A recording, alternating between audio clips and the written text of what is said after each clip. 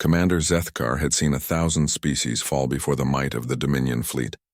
His crystalline carapace bore the scars of countless victories, each one a testament to the superiority of his people.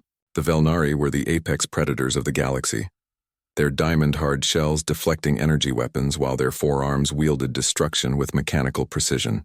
No species had ever stood against them for more than a solar cycle. Until now. The humans called their world Terra, a small blue marble orbiting an unremarkable yellow star. Intelligence reports had been laughably optimistic about their conquest potential. The species was barely spacefaring, having only recently established colonies on neighboring worlds. They possessed no energy shields, no plasma weaponry, no genetic enhancements. Their bodies were soft, pink, and pathetically vulnerable. A single claw from Zethkar's hand could pierce their flesh with less effort than cutting through morning mist. Deploy the vanguard. Zethkar commanded from his throne aboard the flagship Dominion's Wrath. The bridge hummed with activity as his subordinates relayed orders across the fleet. 300 ships of various classes hung in the void around Terra's moon, their dark hulls bristling with weapons capable of cracking planets. The first wave would be simple, a demonstration of power. Land on their largest population centers, demand surrender, and when they inevitably refused, make examples of a few million. The rest would capitulate within hours. It was the same pattern they had followed across 100 worlds. Lieutenant Voresh approached with the tactical display. Commander, our scouts report unusual activity on the human colonies. They appear to be evacuating their civilian populations to underground facilities. Zethkar's mandibles clicked in amusement. Let them hide in their holes like the rodents they are. It will make the cleanup easier. The first transport ships descended through Terra's atmosphere, their passage marked by trails of superheated air. Each vessel carried 500 Velnari warriors, bred for conquest and conditioned to feel no mercy. They would establish landing zones in what the humans called New York, London, Tokyo, and Moscow. 4 simultaneous strikes to demonstrate the futility of resistance. But something was wrong. The landing in New York went according to plan initially. The transport touched down in the center of what appeared to be Times Square, its massive bulk crushing the primitive vehicles scattered across the stone roadway. The humans had indeed evacuated, leaving behind an eerily empty cityscape of towering metal and glass structures. Captain Theknor was the first to notice the anomaly. As his warriors spread out from the landing zone, he observed that the evacuation had been too clean, too organized. No abandoned possessions, no signs of panic, no stragglers. It was as if the entire population had simply vanished. Unusual, he reported to the flagship. The humans demonstrate more discipline than expected. Zethkar dismissed the observation. Discipline meant nothing without strength to back it up. The anomaly became a pattern as reports came in from the other landing sites.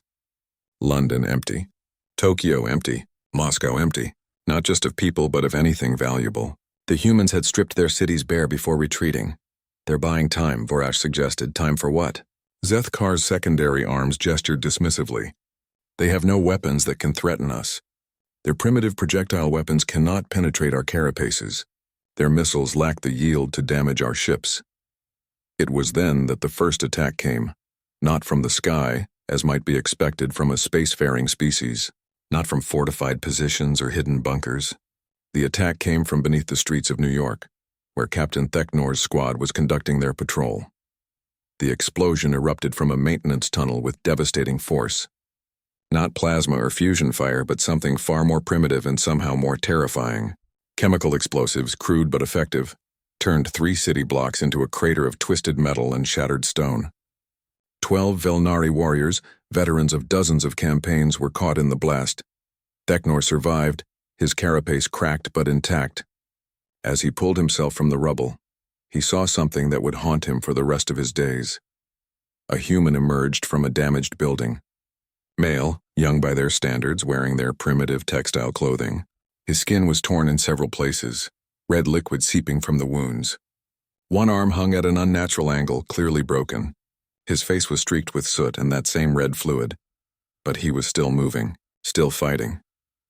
The human raised a simple projectile weapon, the kind that fired small metal fragments using chemical propulsion. By all logic, it should have been useless against Velnari armor. Theknor almost felt pity for the creature's futile gesture. Then the human did something unprecedented. Instead of aiming for Theknor's carapace, he aimed for the joints between the armor plates. The tiny metal fragment found its mark with impossible precision, sliding between the crystalline scales and penetrating the soft tissue beneath. Theknor felt something he had never experienced in 3 decades of warfare. Pain.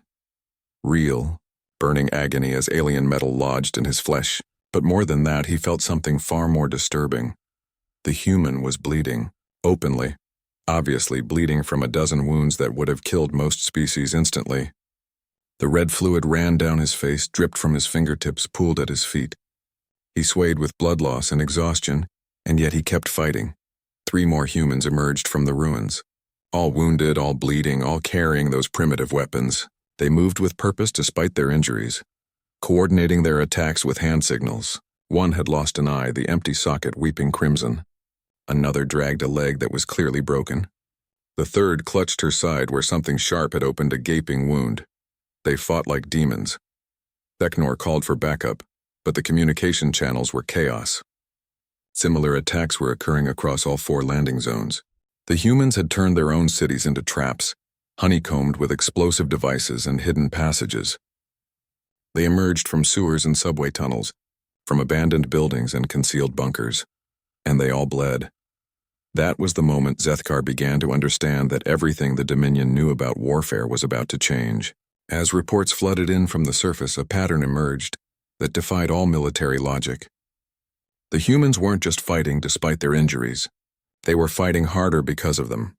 A species that bled so easily should have been the easiest to defeat. Instead, Zethkar was beginning to suspect they might be facing the most dangerous enemy the Dominion had ever encountered. The medical bay aboard the Dominion's Wrath had never seen casualties like these before. Chief Medical Officer Krelthana examined the wounded warriors with growing confusion. Her 6 eyes studied each injury with scientific precision. But what she found challenged everything she knew about combat physiology.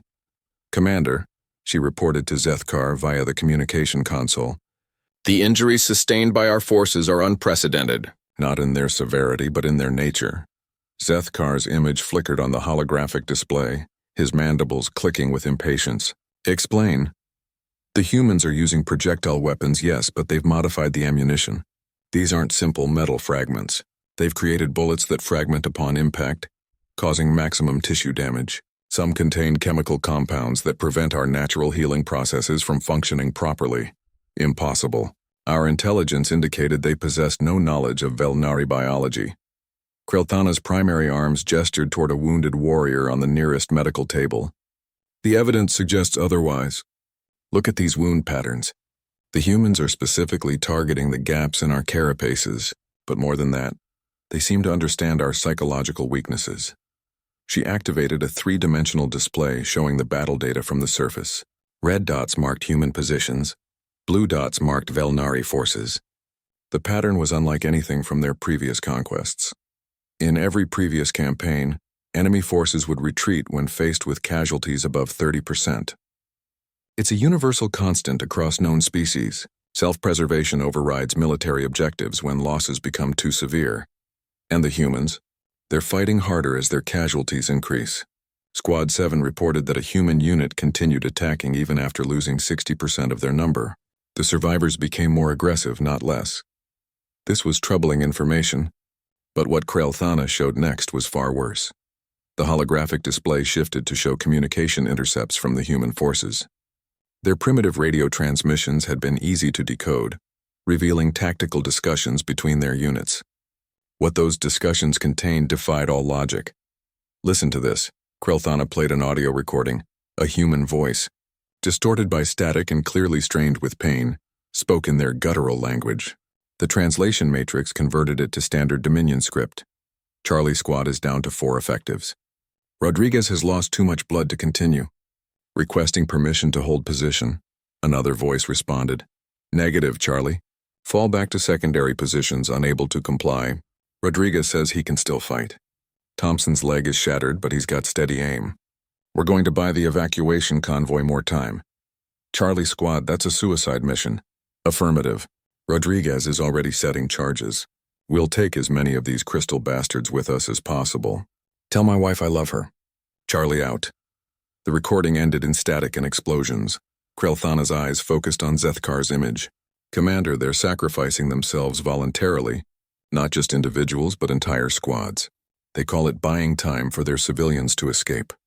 Species preservation, Zethkar mused. Acceptable behavior for a lesser species. No, sir. You don't understand. We intercepted Rodriguez's medical data from his suit sensors. He had lost nearly 40% of his blood volume. His body temperature had dropped below survivable levels. By all biological indicators, he should have been unconscious or dead. Then how was he still fighting? That's what I've been trying to determine. I've been studying the human prisoners we captured during the initial assault. Their physiology is even more remarkable than we initially thought. Krelthana led Zethkar through the data she had compiled. The human circulatory system was indeed primitive compared to Velnari crystal-based fluid dynamics, but it possessed an unexpected advantage. When injured, their bodies would automatically redirect blood flow to vital organs, allowing them to function far longer than should be possible with severe trauma. But that wasn't the most disturbing discovery. Their pain response is completely backwards, she explained. Most species experience pain as a deterrent to continued activity. Damaged sensors tell the brain to stop movement, seek shelter, avoid further injury. Human pain sensors seem to trigger the opposite response. She showed him brain scans from human prisoners. When they experience injury, their brains release a cocktail of chemicals. Some suppress pain, but others actually increase aggression and focus. They become more dangerous when wounded, not less. The implications were staggering. Every battle doctrine in Dominion history was based on the assumption that inflicting casualties would reduce enemy effectiveness. Against humans, it seemed to have the opposite effect. There's more, Krelthana continued. Their social structure amplifies this response. When they see their companions injured or killed, it triggers what they call rage. Their combat effectiveness actually increases in proportion to their emotional distress. Zethkar felt a chill run through his crystalline spine. You're saying that killing their warriors makes the survivors fight better? Exactly. And there's something else. The humans have a concept they call vengeance. When we kill their people, the survivors don't just fight harder in the immediate battle. They remember, they plan, they organize systematic retaliation. The communication console chimed with an incoming message from the surface. Captain Theknor's voice was strained with exhaustion and something else. Fear. Commander, we need immediate reinforcement at Landing Zone Alpha. The humans have been quiet for 6 hours. We thought they had retreated, but they've been preparing something. What kind of preparation? Zethkar demanded. They've turned the entire city into one massive trap. Every building we've entered has been rigged with explosives. The tunnels beneath our positions are filled with armed humans who seem to have no interest in survival. They attack, inflict maximum damage, then detonate themselves rather than be captured. Pull back to the landing ships. Establish a defensive perimeter. We tried that, sir. They anticipated our withdrawal. The landing ships are gone. A long moment of silence filled the communication channel. Destroyed? Zethkar asked. No, sir. Stolen. The humans infiltrated our positions, killed the crew, and somehow learned to operate our own technology. They've taken our ships and are using them against us. Krelthana watched Zethkar process this information. The great commander, veteran of 100 campaigns, was beginning to show signs of something she had never seen in a Velnari before. Uncertainty, Commander, she said quietly. There's one more thing you need to know about human physiology. What? They heal, rapidly. Wounds that would cripple our warriors for months heal completely in human bodies within days or weeks. The blood you see them lose is constantly being replaced by new blood their bodies create automatically. Zethkar stared at the medical data with growing horror. A species that became more dangerous when wounded, that fought harder when their companions died, that could steal and operate enemy technology, and that healed from injuries that would permanently disable other species. How many humans are there on this world? He asked. Intelligence estimates 8 billion, sir. For the first time in his military career, Commander Zethkar wondered if the Dominion had made a terrible mistake. The war room aboard the Dominion's Wrath fell silent as the latest casualty reports appeared on the main display. In 72 hours of fighting, the Velnari forces had lost more warriors than in their previous 5 campaigns combined. What made the numbers even more disturbing was that they were fighting an enemy with inferior technology and no apparent military training. Strategic Advisor. Nemkala studied the tactical projections with her 4 eyes, each one focusing on different aspects of the data. As the Dominion's foremost expert in xenological warfare, she had analyzed the combat patterns of over 300 species. Nothing in her experience had prepared her for what the humans were doing. "Commander," she addressed Zethkar, "we need to completely revise our understanding of human capabilities. They're not just fighting differently than expected, they're fighting in ways that shouldn't be possible." She activated a holographic replay of the battle for London.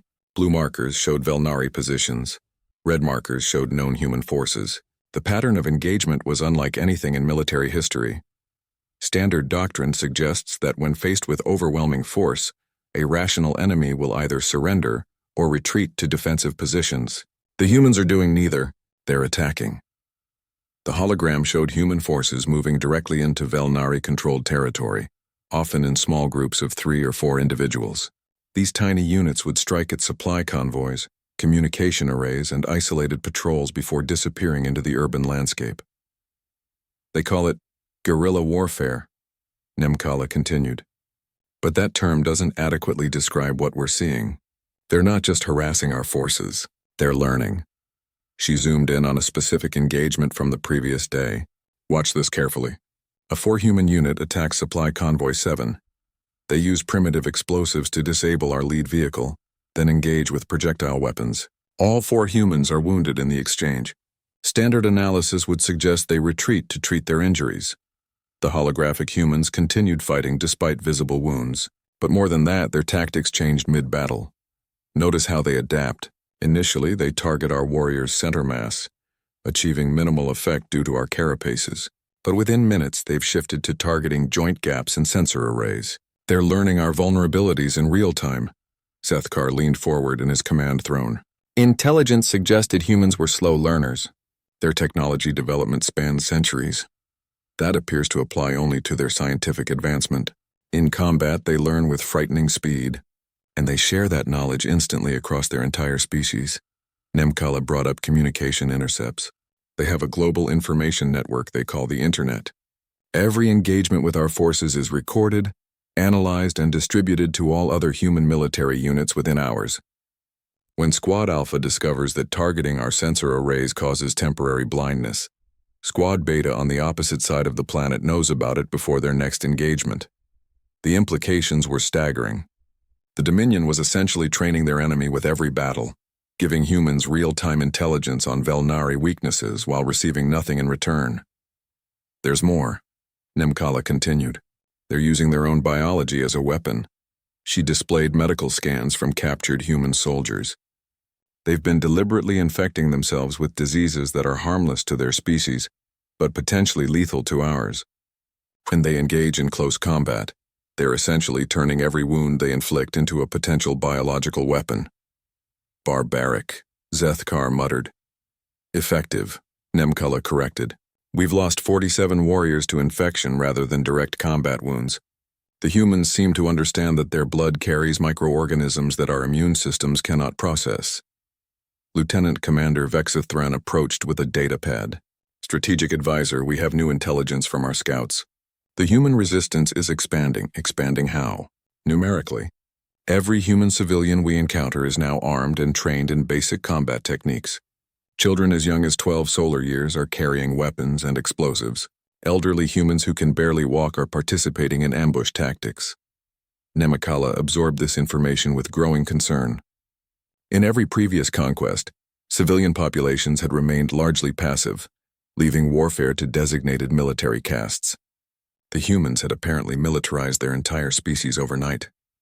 "Show me the population distribution analysis," she commanded. The holographic display shifted to show Terra's surface from orbital view. Red zones indicated areas of active human resistance. In the first day of combat, resistance had been limited to major cities. Now the entire planet glowed red. "They've organized their entire civilization around our destruction," Vexthran reported. "Agricultural workers are poisoning food supplies that our forces might capture. Industrial workers are sabotaging their own infrastructure to deny us resources. Even their medical personnel are participating in combat operations. Medical personnel? Zethkar inquired. Yes, Commander. Human doctors and nurses are treating wounded resistance fighters in mobile facilities, then immediately joining combat units themselves. They seem to consider healing and killing to be part of the same professional obligation. Nemkala studied the tactical implications. They've eliminated the traditional distinction between combatants and non-combatants. Every human on the planet is now effectively a military target and a military threat simultaneously. Then we treat them all as military targets. Zethkar declared. That's precisely what they want us to do, Nemkala said quietly. The war room fell silent. Explain. Commander, human psychology is built around what they call martyrdom. They gain strength from seeing their own people killed. Every civilian we eliminate doesn't demoralize the survivors. It radicalizes them. She brought up intercepted human communications from the past 24 hours. Thousands of messages, all variations on the same theme. Parents telling children to make them pay for every inch. Wounded soldiers refusing medical evacuation. To take more of them with me. Civilians. Volunteering for suicide missions against Velnari. Positions they're not fighting to win. Nemkala realized with growing horror. They're fighting to make victory cost us more than we're willing to pay. All species break eventually, Zethkar insisted. Increase bombardment of population centers. Target their infrastructure. Cut off their communications. We tried that, sir, Vexthrin reported. They've adapted. They're using our own damaged ships as communication relays. They've salvaged Velnari technology and integrated it into their primitive networks. And every bombardment creates more wounded humans. Which means more dangerous humans, Nemkala added. Commander, we're not fighting a military force. We're fighting a phenomenon. Every action we take makes them stronger, more unified, more determined. Zethkar stood from his throne, his crystalline form towering over the tactical displays. For 3 centuries, his species had conquered through superior technology and overwhelming force. The strategy had never failed. Until now. What do you recommend, strategic advisor? Nemkala looked at the data one more time, hoping to find some weakness they had missed, some vulnerability they could exploit. Instead, she found only the terrible truth that no Velnari commander had ever been forced to acknowledge. I recommend we withdraw, Commander, before they learn enough to follow us home. The silence that followed was deafening. In the history of the Dominion, no conquered species had ever forced a strategic withdrawal. The very concept was alien to Velnari military doctrine. But as the casualty reports continued to mount and the red zones continued to spread across Terra's surface, Zethkar began to understand that traditional doctrine might not be enough to defeat an enemy that grew stronger every time they bled. Admiral Corthaven arrived with the Second Fleet expecting to find Terra subdued and ready for colonization. Instead, his long-range sensors detected something that shook him to his crystalline core. The Dominion's Wrath, flagship of the Conquest Fleet, was transmitting a distress beacon. Impossible, he muttered as his command ship, the Eternal Dominion, dropped out of hyperspace at the edge of the Sol system. His tactical officers immediately began scanning for threats, expecting to find some previously unknown alien force that had ambushed Zethkar's expedition. What they found was worse. Admiral, reported his sensor operator, I'm detecting massive debris fields throughout the system. Analysis suggests the wreckage consists of both Velnari and human vessels. Human vessels? The intelligence reports indicated they possessed no significant space-based military assets. That appears to have changed, sir. I'm reading approximately 30 ships of unknown configuration in orbit around Terra. They're built from salvaged Dominion technology, but modified with human engineering principles. Corthaven felt his secondary, arms trembling slightly, a response he hadn't experienced since his youth. The humans had somehow reverse-engineered Velnari technology and constructed a space fleet in less than a standard week. Communications from Commander Zethkar, sir. The main display flickered to life, revealing Zethkar's image. The veteran, commander, looked haggard, his carapace bearing cracks and scorch marks that spoke of desperate fighting. Behind him, the bridge of the Dominion's Wrath showed signs of damage and hasty repairs. Admiral Corthaven, Zethkar began without preamble, do not approach Terra. I repeat, Do not approach the human homeworld. Commander, explain your situation. Why are you transmitting distress signals? Because we're trapped. The humans have surrounded our position with mines, both conventional and some kind of fusion devices they've constructed using our own power cores. Any attempt to move results in immediate attack by their improvised fleet. Corthaven studied the tactical display with growing amazement. The human ships were crude, clearly assembled from scavenged materials, but they were positioned with mathematical precision around the Dominion fleet. More disturbing was their composition. Zethkar, those ships, they appear to be constructed partially from the hulls of your own vessels. Correct. The humans have been salvaging our destroyed ships and rebuilding them with their own modifications. They've somehow improved our designs. Improved them how? Speed, primarily. Their ships are faster and more maneuverable than ours. They sacrifice armor and heavy weapons for mobility, then attack in swarms before we can target them effectively. Admiral Corthaven had commanded fleets for over 2 centuries. He had seen every known form of space combat, from the elegant single-ship duels of the Sector to the massive formation battles of the Hive worlds. But he had never encountered an enemy that could take damaged ships and make them better than the originals. What are your casualties, Commander? A long pause. 60%. The number hung in the void between them like a physical weight. 60% casualties meant the conquest fleet was essentially destroyed as an effective fighting force. No Velinari expedition in recorded history had suffered such losses. How is that possible? The humans possess no advanced weaponry. That's where you're wrong, Admiral. They may not have advanced weaponry, but they have something more dangerous. Advanced thinking. Zethkar transmitted a data packet containing battle recordings from the past week. Corthaven reviewed them with mounting disbelief. The footage showed human fighters using tactics that violated every principle of space combat. They would ram Dominion ships with vessels loaded with explosives, sacrificing themselves to create breaches that follow-up attackers could exploit. They used their own atmospheric craft as missiles, piloting them directly into Velnari ship hulls. But that wasn't the worst part. Admiral, Zethkar continued, they're not just fighting us, they're studying us. Every battle teaches them more about our technology, our tactics, our psychology. They adapt faster than we can compensate. The transmission showed a human boarding party that had somehow breached the hull of a Dominion destroyer. The humans moved through the ship's corridors with purpose, clearly understanding Velnari's ship design despite having no previous exposure to it. They disabled critical systems with surgical precision, then escaped before reinforcements could arrive. How did they learn our ship configuration so quickly? They captured some of our technical personnel alive, but instead of killing them or holding them as prisoners, they did something unprecedented. They studied them. Studied them how? Medical examination.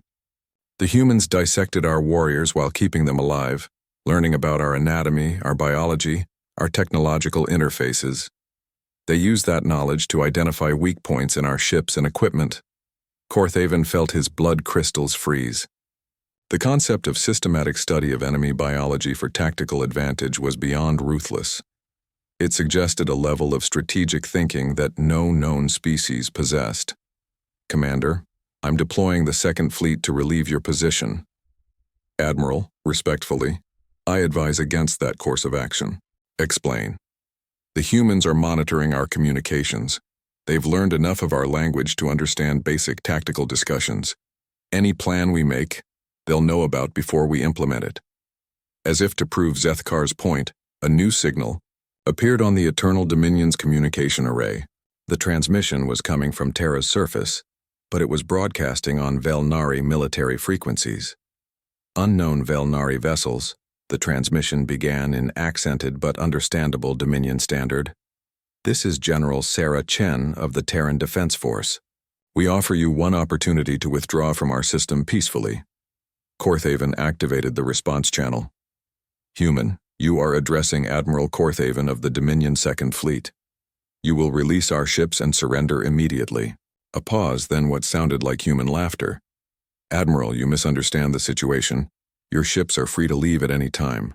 We're not holding them prisoner. We're simply making it clear that any attempt to continue military operations against Terra will result in the complete destruction of your forces. You dare threaten the Dominion? Admiral, we're not threatening you, we're educating you. Your commander Zethkar has provided us with extensive intelligence about Velnari military capabilities. We've used that information to design countermeasures against your entire fleet architecture. The transmission included technical data that made Korthaven's mandibles click with shock. The humans had somehow analyzed Dominion ship designs and identified critical vulnerabilities in every class of vessel. More than that, they had developed specific weapons and tactics to exploit those vulnerabilities. This is impossible. Our ships are the most advanced in known space. We're the most advanced, Admiral. We've improved them. Would you like to see? The display showed one of the human-modified ships breaking from formation. It was clearly built from the remains of a Velnari destroyer, but the modifications were extensive. The hull had been streamlined for speed, additional engines had been mounted at unusual angles, and the weapons arrays had been completely redesigned. The ship accelerated toward the Second Fleet at speeds that should have been impossible for its mass. As it approached, it began broadcasting detailed schematics of every ship in Korthaven's formation. We know the location of every critical system, every weak point, every design flaw in your vessels, General Chen continued. We know because we've spent the last week taking your ships apart and putting them back together. The human ship executed a complex series of maneuvers around the Second Fleet, demonstrating speed and agility that exceeded anything in the Dominion arsenal. Then it returned to formation without firing a shot. That was a demonstration, Admiral. We could have destroyed your flagship and half your escort vessels during that pass. We chose not to. Korthaven realized with growing horror that he was facing something unprecedented in galactic history. An enemy that had not only survived first contact with the Dominion, but had learned enough from the experience to turn the tables completely. What do you want? He asked. We want you to leave. Take your ships, take your survivors, and never return to this system. In exchange, we'll let you go home and tell your people what you learned here. And if we refuse, then you'll discover why bleeding made us the apex predators of our own world, Admiral, and why it's about to make us the apex predators of yours. The emergency session of the Dominion High Council had been called for the first time in 4 centuries.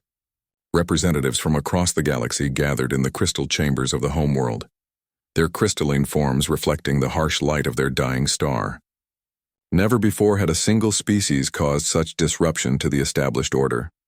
High Chancellor Morthek stood at the center of the assembly, his ancient carapace bearing the scars of 1,000 victories. In his 3 millennia of life, he had overseen the conquest of over 500 worlds. The concept of military failure was as foreign to him as breathing underwater. Explain to me, he addressed Admiral Korthaven, how a primitive species with no spacefaring military managed to not only resist our forces, but capture and modify our most advanced vessels. Korthaven activated the holographic display, showing tactical recordings from the Sol system. The images were difficult for the assembled council members to process. Crude human ships, clearly constructed from salvaged Dominion technology, moving with impossible grace and coordination around their formations. High Chancellor, the humans possess something we have never encountered before. They call it adaptive intelligence. They don't just learn from their mistakes. They learn from ours. Elaborate. Every weapon we use against them, they analyze and develop countermeasures. Every tactic we employ, they reverse engineer and improve upon. Every technology we deploy, they salvage and modify for their own use. Counselor Vexnara, the ancient strategist responsible for conquest doctrine, leaned forward with her 4 eyes focused on the display. This suggests they have access to advanced computational systems or some form of collective consciousness. Neither, Counselor. They have something more dangerous. Individual creativity multiplied by collective cooperation. Korthaven showed them footage of human engineering teams working on captured Dominion vessels. The beings moved with purpose but without apparent central coordination. Each individual seemed to understand instinctively what the others were doing, contributing to modifications and improvements without the need for detailed planning or supervision. They've taken our destroyer-class vessels and increased their speed by 30% while improving their maneuverability by even more. They've modified our weapon systems to fire their primitive projectiles with greater accuracy than our energy weapons. They've turned our own technology against us and made it better. How many ships have they captured? High Chancellor Morthek asked. 17 confirmed vessels ranging from fighters to heavy cruisers. But that's not the critical issue. What is? They've reverse-engineered our entire technological base. Hyperdrive technology, energy shields, artificial gravity, quantum communications, life support systems. Everything we've developed over millennia of advancement, they've mastered in a single planetary rotation. The council chamber fell silent. The implications were staggering. If the humans could master Dominion technology so quickly, they could potentially reverse engineer the location of every Velnari world, every military installation, every technological advantage the Empire had built over countless ages. There's more, Corthaven continued. They've begun broadcasting on our quantum communication frequencies. They're sending messages to other species throughout the galaxy. What kind of messages? Technical specifications, blueprints for Dominion technology, instructions on how to build weapons capable of penetrating our defenses. They're sharing everything they've learned about us with every species we've ever conquered. High Chancellor, Morthek felt his crystalline structure vibrate with something he hadn't experienced in centuries. Fear, not just for himself, but for the survival of his entire civilization. Show me these transmissions. The holographic display shifted to show intercepts of human communications spreading across the galaxy. The messages were being received by dozens of previously conquered worlds, species that had submitted to Dominion rule centuries ago. The humans are offering technological assistance to any species willing to resist our authority. They're teaching others how to build weapons using our own technology against us. Counselor Theknarl, the military advisor, activated his own display panel. High Chancellor, we're receiving reports from 17 sectors. Previously pacified worlds are experiencing uprisings. They're using modified Dominion technology to attack our occupation forces. Which worlds? All of them. Every species we've conquered in the past 500 cycles is now in active rebellion. The humans have somehow coordinated a galaxy-wide resistance movement. The scope of the disaster was beyond anything in Dominion history. Their empire, built over millennia of careful conquest and technological superiority, was collapsing in real time. How did they communicate with these species? Our quantum barriers should have prevented any unauthorized transmissions. They used our own communication networks, Corthaven explained. When they captured our ships, they gained access to our quantum arrays. They've been using our own technology to broadcast instructions for building weapons and coordinating resistance efforts. And our security protocols? Bypassed. The humans have something they call hackers, individuals who specialize in infiltrating and subverting technological systems. They broke our security codes within hours of gaining access to captured equipment. High Chancellor Morthek reviewed the tactical situation with growing horror. The Dominion controlled over 300 star systems, each one defended by fleets of advanced warships and garrisons of veteran warriors. But if every conquered species was now armed with weapons capable of challenging Velnari technology, those defenses would be meaningless. What are our casualties across all affected sectors? A long pause before Theknarl responded. Significant, High Chancellor. The rebellious species are using tactics they learned from human transmissions. They target our weak points with precision that suggests detailed knowledge of our anatomy and technology. Casualties. Counselor. Numbers. 43% across all sectors and climbing. The number hung in the chamber like a death sentence. Nearly half the Dominion military was already destroyed or disabled by an enemy they had dismissed as primitive just days before. Recommendations? Counselor Vexenara had been reviewing strategic projections throughout the discussion. Her analysis was comprehensive and terrifying. High Chancellor, we have 3 options. First, we can attempt to crush all rebellions simultaneously using our remaining forces. Second, we can retreat to the core worlds and attempt to rebuild our military strength. Third, we can negotiate. Negotiate? With primitives and rebels? With humans, High Chancellor. The species that accomplished what no other civilization in galactic history has managed. They didn't just resist conquest. They reversed it. The holographic display showed the current state of the galaxy. Red zones indicated human influence, blue zones showed remaining Dominion control. In just 1 week, the map had shifted from nearly complete blue to predominantly red. The humans aren't just fighting us, Vexenara continued. They're teaching everyone else how to fight us. They've created a coalition of every species we've ever wronged, armed them with our own technology, and coordinated their efforts across hundreds of star systems simultaneously. And if we choose negotiation, Then we acknowledge that the age of Dominion supremacy is over. High Chancellor Morthek stood silently for several moments, processing information that challenged everything he had believed about Velnari superiority. His species had conquered the galaxy through advanced technology and superior tactics. But the humans had demonstrated something far more dangerous than either. They had demonstrated the ability to turn their enemies' strengths into weaknesses, to learn faster than their opponents could adapt, and to unite disparate species against a common threat. They had accomplished in days what no rebellion in galactic history had managed in centuries. "Contact the human leadership," he commanded finally. "Arrange a meeting." "High Chancellor?" Corthaven seemed shocked by the decision. "You said it yourself, Admiral. They're not just fighting us. They're teaching everyone else how to fight us.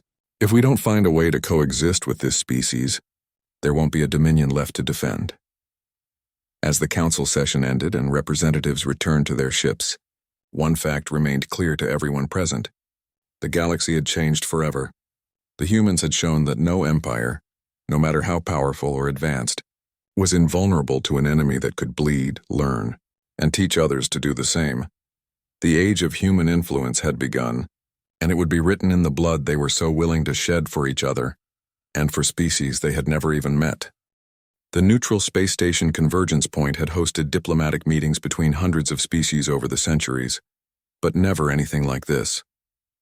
Representatives from across the galaxy gathered in the massive conference chamber, their various forms and technologies creating a symphony of diversity that would have been impossible under Dominion rule.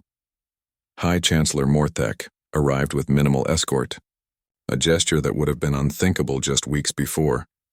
His crystalline form seemed diminished somehow, lacking the imperious bearing that had characterized Velnari leadership for millennia. Across the chamber, General Sarah Chen sat with a delegation of humans, their soft forms and primitive clothing a stark contrast to the advanced beings surrounding them. But appearances, Morthek had learned, could be devastatingly deceptive. "High Chancellor," General Chen stood as he approached, extending her hand in the human gesture of greeting. "Thank you for agreeing to meet." Morthek studied the offered appendage. Such a simple thing, soft flesh and fragile bone, yet these hands had somehow dismantled an empire that had stood for thousands of years.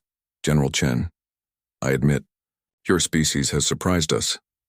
That seems to be our specialty." She gestured to the assembled representatives.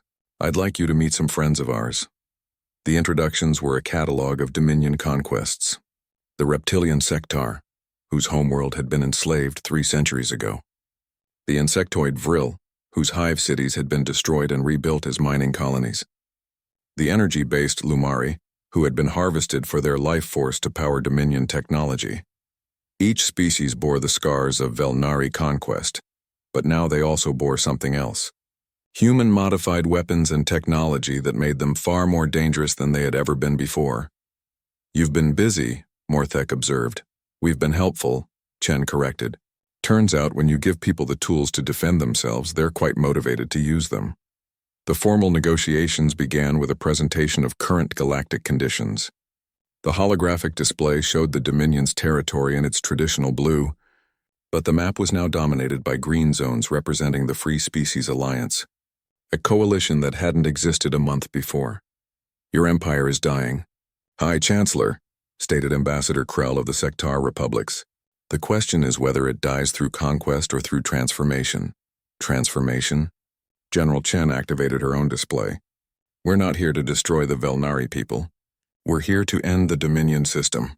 "There's a difference," the projection showed her proposal. Instead of the hierarchical empire that had existed for millennia, she envisioned a federated system where each species maintained autonomy while contributing to mutual defense and technological advancement. "You would grant us equal membership in this federation?" "We would grant you the same thing we offer every species," Chen replied. "The right to self-determination, protection from external threats, and access to shared knowledge and resources." "In exchange for?" "No more conquest. No more slavery. No more forcing other species to submit to your rule." Ambassador Thren of the Vril Collective leaned forward, his compound eyes reflecting the holographic light. "The humans have shown us something remarkable, High Chancellor. They have demonstrated that strength comes not from dominating others, but from empowering them." "Explain." Chen brought up technical specifications that made Morthek's mandibles click with amazement. Every species we've allied with has contributed improvements to the technology we captured from you. The Sectar enhanced the weapon systems, the Vril improved the computing arrays, the Lumari provided better energy sources. You're sharing technology freely? We're sharing everything freely. Knowledge, resources, defensive capabilities. When everyone benefits, everyone fights harder to protect what they've built together. The concept was alien to Velnari thinking. For millennia, they had maintained power through technological superiority, carefully guarding their advantages while suppressing the development of conquered species. The idea of deliberately strengthening potential enemies went against every instinct they possessed. This federation, Morthek said carefully, would it be under human leadership? It would be under collective leadership, Chen replied. Each species gets representation proportional to their population and contribution. Humans would have no special authority. Then what do you gain from this arrangement? For the first time since the negotiations began, Chen smiled. It was the expression that reminded Morthek uncomfortably of a predator. Safety, she said simply. We've learned a lot about the galaxy in the past few weeks. There are threats out there that make the Dominion look like a minor annoyance. The Void Hunters in the Galactic Rim, the machine intelligence in the Andromeda approach, the entropy cult in the dark matter regions. She brought up long-range sensor data that the Dominion had classified at the highest levels, threats that even Velnari technology was insufficient to address alone. We need allies, High Chancellor. Real allies, not subjects. Species that will fight beside us because they choose to, not because they're forced to. Ambassador Krell added. The humans showed us recordings of their own history. They fought wars against themselves that were more destructive than anything the Dominion ever inflicted. They understand conflict in ways we never have. They also understand cooperation, added Thren. Their species survived because they learned to work together despite their differences. Now they're teaching us the same principles. Morthek reviewed the terms of the proposed agreement. The Velnari would retain their homeworld and core systems. They would maintain their technological base and military forces, but they would operate as equals within the Federation, not as rulers over it. What guarantees do we have that this Federation wouldn't eventually turn against us? The same guarantee you had that your subjects wouldn't rebel, Chen replied. None. But there's a difference between ruling through fear and leading through respect. You believe respect is more reliable than fear? I believe respect is more sustainable than fear. Fear requires constant reinforcement. It creates enemies who are always looking for opportunities to strike back. Respect creates allies who have a vested interest in your success.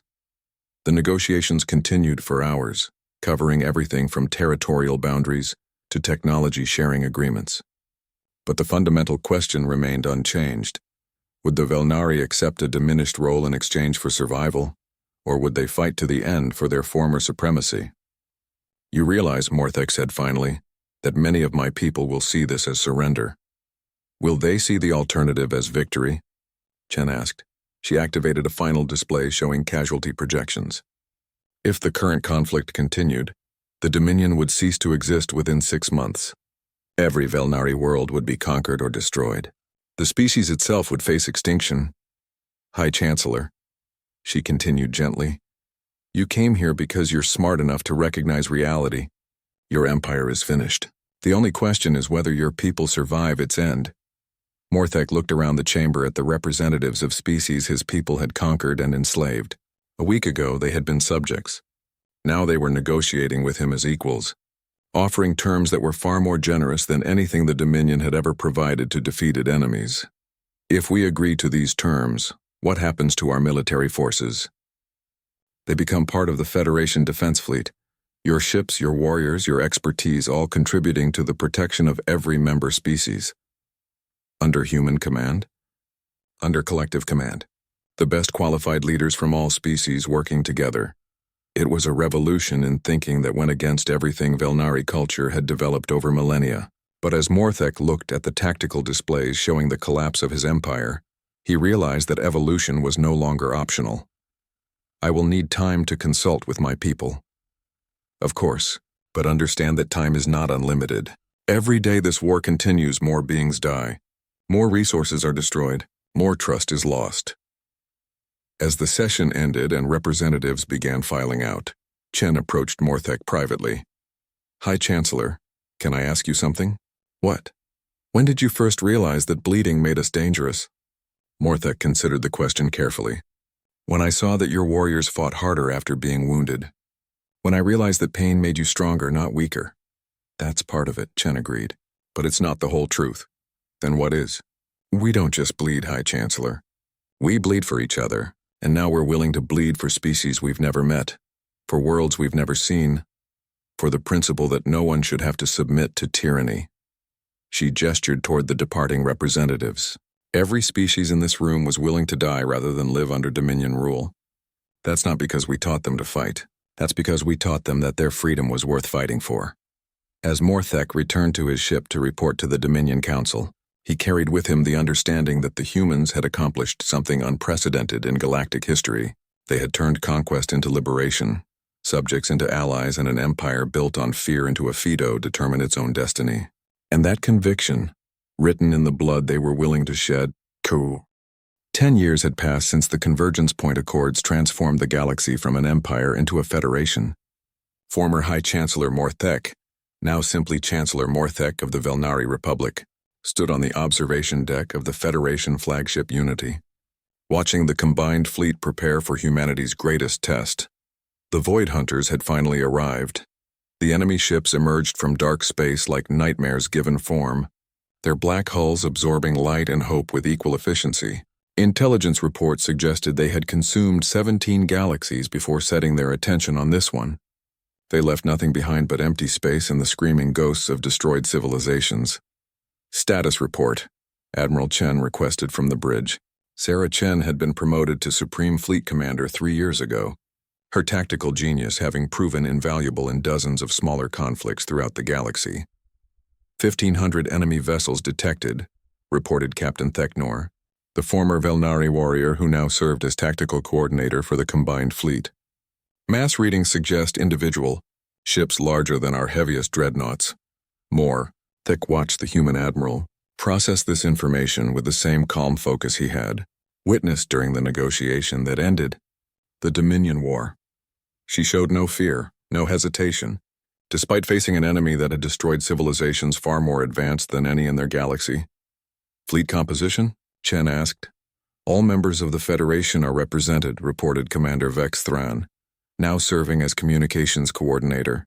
"Velnari crystalline ships, Sectar stealth vessels, Vril hivecraft, Lumari energy projectors, and the full Terran defense fleet. Total strength? 4,000 ships representing 137 species." Morthek marveled at the transformation.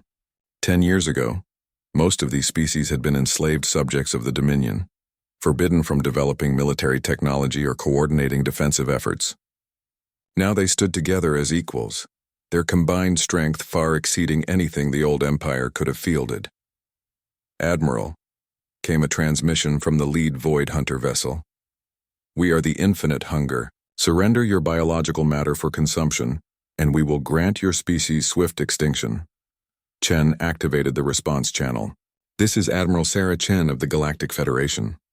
Your offer is declined. You cannot resist us. We have consumed galaxies. Your pathetic alliance will fall like all the others. Maybe. But you're about to find out what happens when someone fights back."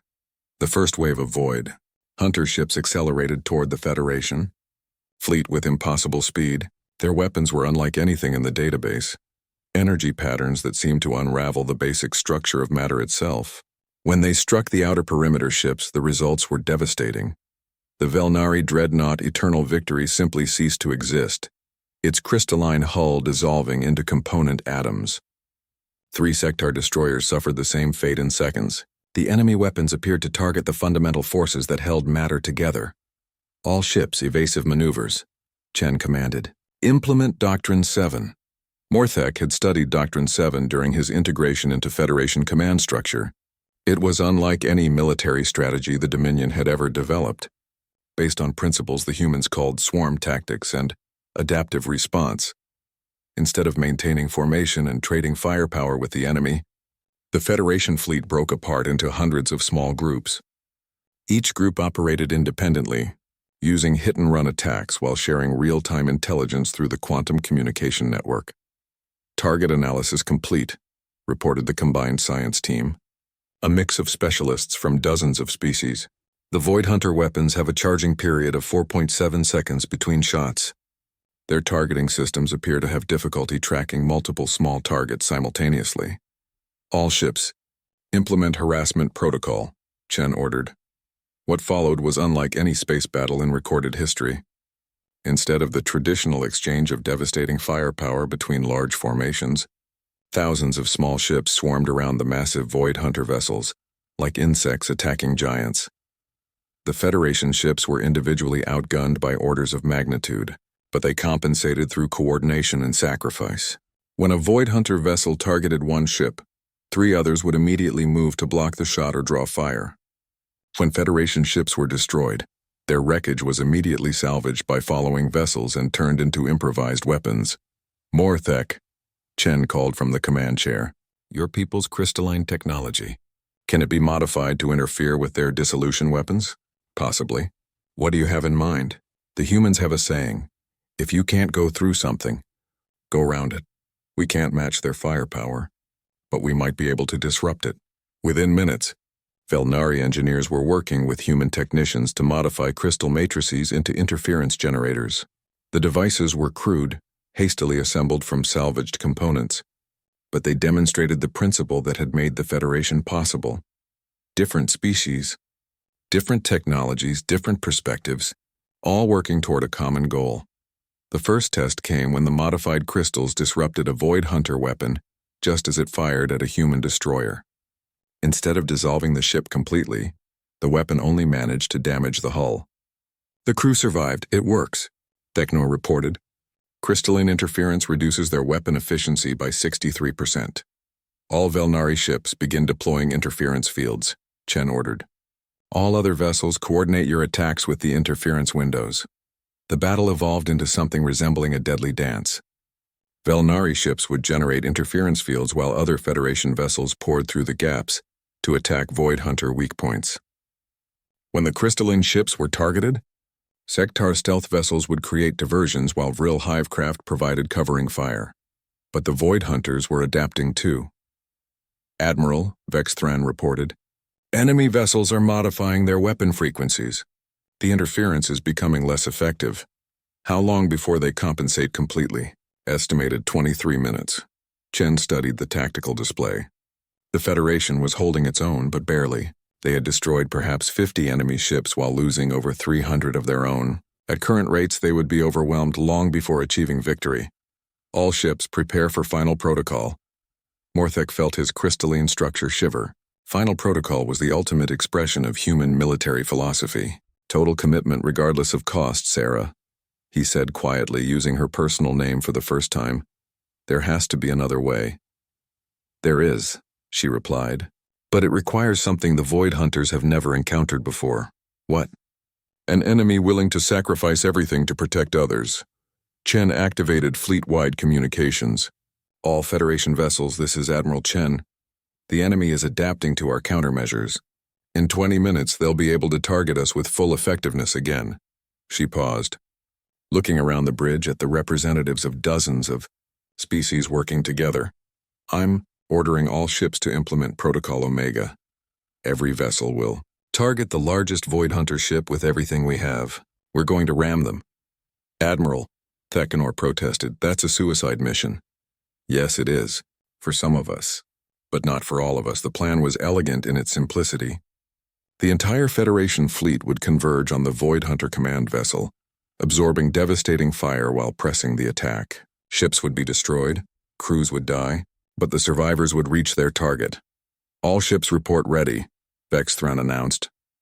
Execute, Chen commanded. 4,000 ships accelerated toward the heart of the Void Hunter formation. The enemy response was immediate and devastating.